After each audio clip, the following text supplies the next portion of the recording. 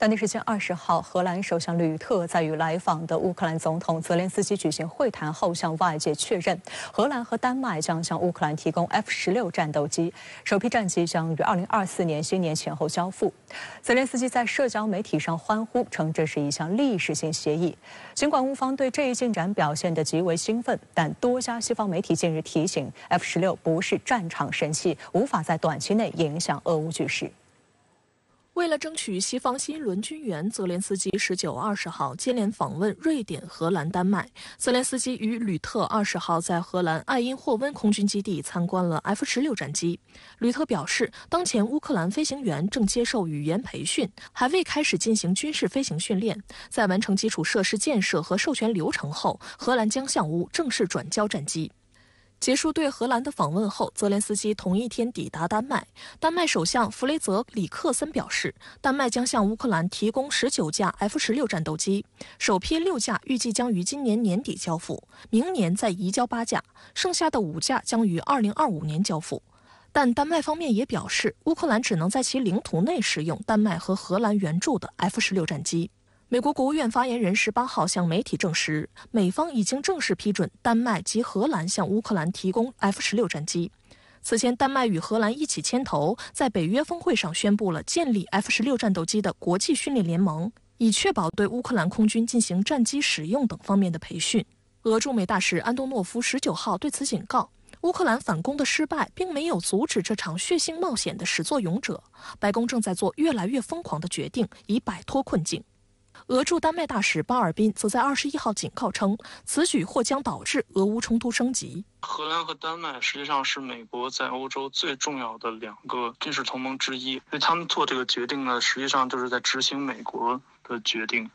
而且是在代替美国来转移这个军事援助的风险。之所以不把这个 F-16投入对俄本土的作战呢，实际上也是美国为了防止北约和俄罗斯直接发生军事对抗。对于荷兰、丹麦2国的决定，乌克兰空军称，空中优势是地面反攻成功的关键。F-16战机将帮助乌克兰改变战争的进程。不过，乌方还没有等到 F-16，就被美国媒体泼了一盆冷水。美联社21号援引美驻欧洲空军司令赫克的话称，他并不认为 F-16能改变乌克兰的局势。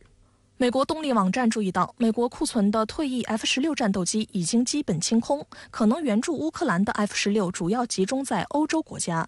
报道称，除丹麦与荷兰外，挪威此前引进 F-35战机，已于去年全面淘汰了该国装备的74架 F-16战斗机，其中32架转移给了罗马尼亚。作为罗马尼亚唯一的战斗机，欧洲另一个 F-16装备大国是波兰，其空军的48架 F-16战斗机是欧洲最新型 F-16战斗机之一。但在当前波兰直面俄罗斯压力的情况下，短期内转让这些先进战斗机的可能性极小。此外，希腊和土耳其也装备有数量庞大的 F-16战斗机，但2国在援助乌克兰武器方面的态度并不积极。美国防务新闻20号则称，西方国家援助 F-16并非难事，但想要发挥实质性作用，解决飞行员的问题才是关键。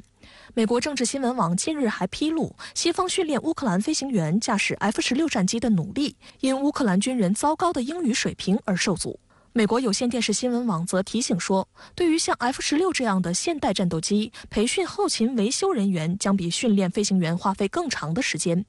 美国国会3月的报告提到，培训 F-16的合格维修人员可能需要数月或数年，具体取决于所需的熟练程度。这种配备了这个对地攻击功能的 F-16呢，它是能够帮助乌军去这个对俄军的防线进行一定的打击，特别是纵深的目标进行一定的打击。但是这个 F-16它显然是没有办法改变整个战场的态势，因为援助乌克兰的 F-16这个量呢，显然是非常少的，而且呢，考虑到这个乌军飞行员他的训练啊、时长啊，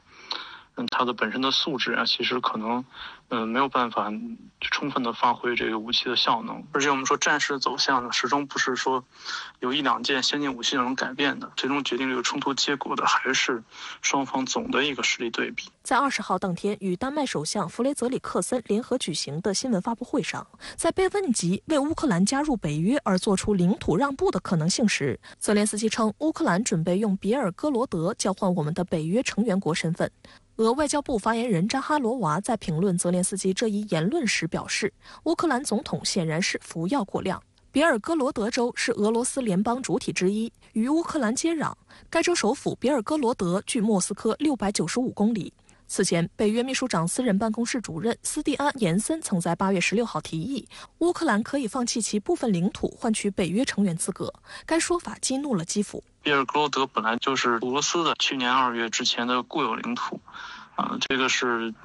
乌方声称的这个占领过。不是泽连斯基这个，它是一种戏谑，它并不代表说乌方就接受了这个用领土换和平的这样一种。泰国前总理他信在异国他乡流亡15年后，于22号早上回归故土，而当天恰巧是泰国再度举行参众两院会议投票选举总理的日子。就在下午5点多，为泰党总统候选人赛塔他威信当选新一任泰国总理。尽管他信的女儿佩通坦一直说父亲回国与政治无关，但外界猜测认为，作为为泰党幕后元老，他信的归来一定会搅动泰国政坛。22号早上，他信的私人专机降落在曼谷廊曼国际机场，在3名子女的陪同下，他信步出机场。他先向泰王的肖像献花，并向机场外的支持者挥手致意。现场聚集了数百名红衫军成员，还有同他信家族关系密切的为泰党多名核心成员。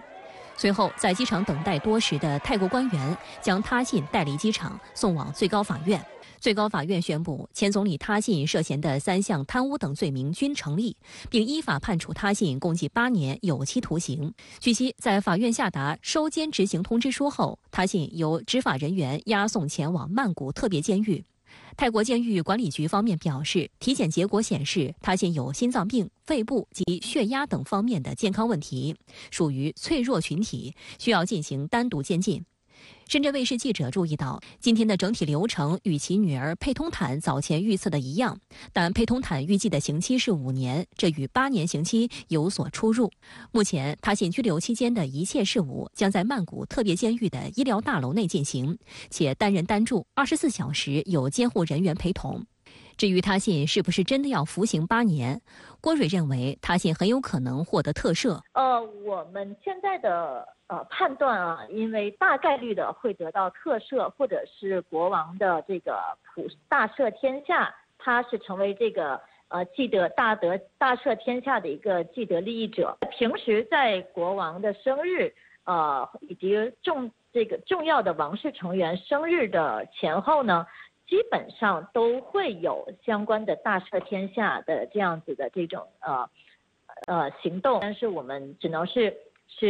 静等这样的消息。他信现年74岁，祖籍广东梅州丰顺县，原为泰国的电信大亨。自2001年起任总理，2006年9月因军事政变下台后，被控涉嫌贪腐等多项刑事案，被最高法院判处罪名成立。为躲避牢狱之灾，他从2008年起流亡海外。虽然流亡在外，但身为为泰党创始人，他信在泰国民间仍具有巨大的影响力。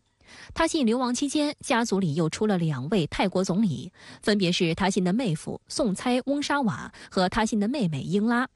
最近几年，他信的小女儿佩通坦也进入政坛，在今年的大选中人气曾一路领先，后被远近党反超。在远近党2次组建政府失败后，为泰党退出8党联盟，与远近党脱钩，并宣布与其他10个政党共同合作组建政府。这其中就包括为泰党的老对手，看守总理巴育曾在的政党和副总理巴威所在的政党。此前，为泰党一直拒绝与双巴合作，对于现在又选择合作一事，他信女儿佩通坦解释称，这是为了尽快组建政府并推动国家发展，为泰党不得不做出调整。尽管民众对此有不满和批评，为泰党会虚心接受，并向大家诚挚道歉。而他信选择此时回国，也与本次合作决定有关。他信此前一直宣布即将回国，但日期一直在调整。有分析认为，他信回归日期取决于泰国国内政治局势的变化。如今，他信在投票选举总理结果没有出炉的情况下先回国，被看作是孤注一掷的行为。但泰国头条新闻社社长郭蕊认为，他信回国的时间其实是恰到好处。是因为今天已经是属于所有的形势都已经明朗化了，基本上大概率是胜券在握。这个时间点其实是刚刚好，他在上午回来，下午还没有，就是在还没有投票总理的时候回来，就是显示了他极大的诚意，也显示了他尊重泰国的司法程序，尊重参议员。如果在投票总理赢了回来，反而给大家的感觉性是目的性太明显了，为泰党的形象和他自己的这种高大的形象都会被减分，都会显得不够真诚。郭蕊表示，就算22号下午为泰党提名的塞塔·他威信没有成为总理，他信的高调回归就是安全上的保障，因为就算有人想在安全方面做手脚，但在全球所有媒体的聚光灯下，也不是件容易的事。泰国国会22号召开上下两院联席会议，下午5点多，国会新闻中心电视直播画面显示，为泰党提名的总理候选人塞塔·他威信已获过半议员投票支持，当选新一任泰国总理。公开信息显示，塞塔·他威信1963年2月15号出生于泰国曼谷，现年60岁，第一阶军官家庭出身，与泰国前总理他信关系密切。塞塔·他威信年轻时前往美国学习商科，研究生毕业后在宝洁公司担任产品经理助理。1988年，他联合创立了尚思瑞地产公司，现在尚思瑞成为了泰国最大房地产公司之一。今年初，他辞去了在尚思瑞的职务，并将公司股份全数转给了女儿。泰国分析人士认为，在解决泰国经济问题的能力上，塞塔·他威信在商界的名声能让其获得更广泛的认可。他并非他信家族成员，也能让军方更为放心。塞塔·他威信和为泰党都已明确，一旦新政府上位，复苏经济将是第一要务。